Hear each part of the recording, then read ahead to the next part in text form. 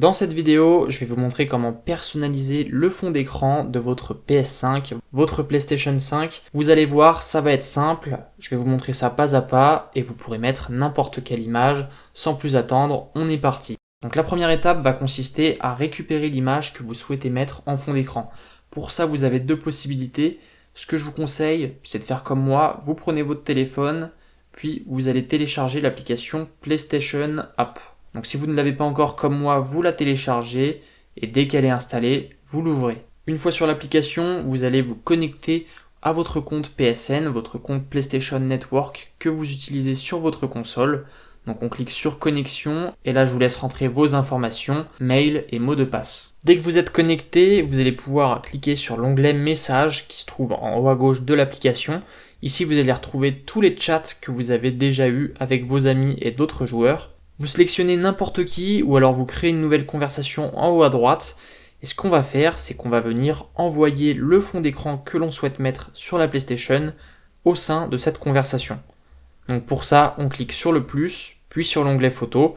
Là, vous accédez à votre pellicule et vous allez pouvoir joindre la photo, donc le fond d'écran.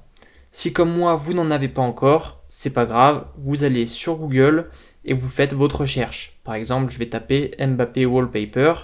Je peux préciser la résolution histoire d'avoir une grande image qui sera bien adaptée pour la PlayStation. Et lorsque vous trouvez une image qui vous plaît, vous l'ouvrez, puis vous restez appuyé dessus et vous cliquez sur enregistrer l'image pour la sauvegarder dans votre pellicule.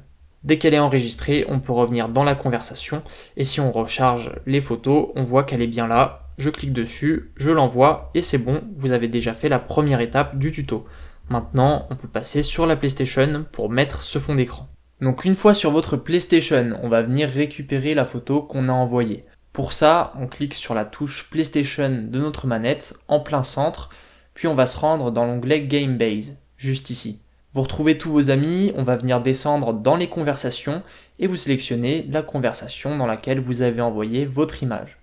Moi, c'est celle-ci, on voit bien notre image qui est juste ici et on va venir justement la sélectionner.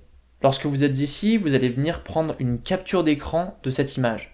Pour ça, vous restez appuyé sur cette touche de votre manette pendant quelques secondes jusqu'à ce que l'onglet capture d'écran apparaisse en haut à droite.